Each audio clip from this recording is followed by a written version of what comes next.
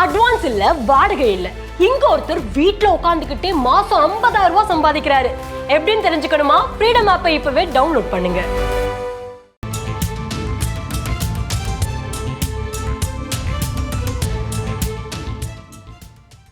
தமிழகத்தில் உள்ள 2 கட்சியினருக்கும் மக்களை பற்றி அக்கறை இல்லை என்று சென்னை உயர்நீதிமன்றம் வேதனை தெரிவித்திருக்கிறது. தொடர்பான விரிவான விவரங்களை செய்தியாளர் சுரேஷ் வழங்க கேட்போம். சுரேஷ், வணக்கம். என்ன வழக்கு இது? இந்த வழக்கு விசாரணையில நீதிபதிகள் இவர் என்னென்ன சொல்லியிருக்காங்க? விவரங்களை பதிவு பண்ணலாம் சுரேஷ்.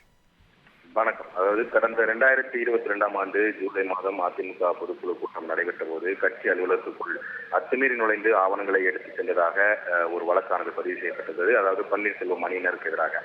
இந்த வழக்கு சிபிசிஐடிக்கு மாற்றப்பட்ட நிலையில விசாரணையில எந்த ஒரு முன்னேற்றமும் இல்லாததுனால விசாரணையை சிபிஐக்கு மாற்ற வேண்டும் என்ற கோரிக்கையுடன் அதிமுகவின் மாநிலங்களவை உறுப்பினர் சி வி சண்முகம் சென்னை உயர்நீதிமன்றத்தில் ஒரு மனு தாக்கல் செய்திருந்தார்.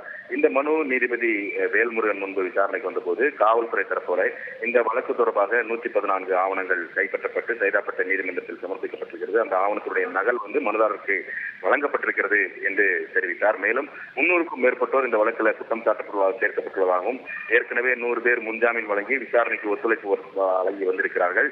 விசாரணையானது முன்னேற்ற கதியில் இருக்கிறது. விரைந்து குற்றப்பத்திரிகை தாக்கல் செய்யப்படும் என்று தெரிவித்தார்.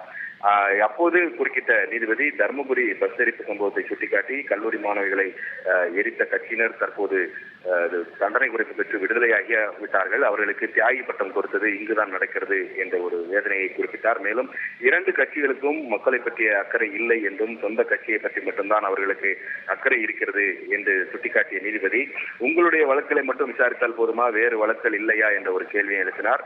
அது மட்டுமல்லாமல் எந்த கட்சியினர் ஆட்சிக்கு வந்தாலும் அதே காவல்துறையினர் தான் பணியில் இருக்கிறார்கள். தேவையில்லாமல் காவல்துறையினரை குற்றம் சாட்டுவதாகவும் நீதிபதி அதிர்ச்சி தெரிவித்தார். இந்த வழக்கை பொறுத்த வரைக்கும் 2 ஆண்டுகளுக்கு மேல இந்த சம்பவம் நடந்து 2 ஆண்டுகளுக்கு மேல் ஆகிவிட்ட காரணத்தினால் சிபிசிஐடி போலீசார் விரைந்து விசாரணை முடித்து தங்களுடைய குற்றப்பத்திரிகையை தாக்கல் செய்ய வேண்டும் என்ற ஒரு உத்தரவை நீதிபதி பிறப்பித்திருக்கிறார்.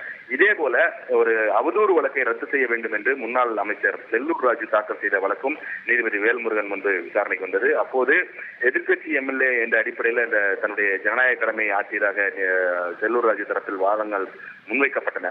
இந்த மனு மீதான விசாரணையின் போது நீதிபதி வேல்முருகன் குறிப்பிட்டு 2 கட்சிகளும் ஒருவருக்கொருவர் தலைத்தவர்கள் அல்ல, நாட்டுக்கு நல்லது செய்யக்கூடிய எண்ணம் 2 கட்சியினருக்கும் இல்லை, மாறாக மாறி மாறி குற்றம் சொல்வதையே வாடிக்கையாக வைத்திருக்கிறார்கள் என்ற ஒரு அதிர்ச்சியை அவர் பதிவு செய்திருக்கிறார்.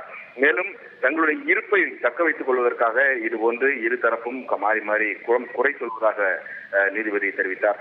ஜனநாயகத்தை வலுப்படுத்துகிறோம் என்ற போர்வையில ஒரு கட்சி மற்றொரு கட்சியை குற்றம் சாட்டுவது இந்த நிலையாக இருக்கிறது என்று கூறி செல்லூர் ராஜுவுக்கு எதிரான அந்த வழக்கை பொறுத்த வரைக்கும் அவருடைய பேச்சில் எந்த ஒரு அவதூறும் இல்லை என்று சொல்லி அவருக்கு எதிரான அந்த அவதூறு வழக்கை ரத்து செய்து நீதிபதி வேல்முருகன் உத்தரவிட்டிருக்கிறார். விரிவான விவரங்களுக்கு நன்றி சுரேஷ்.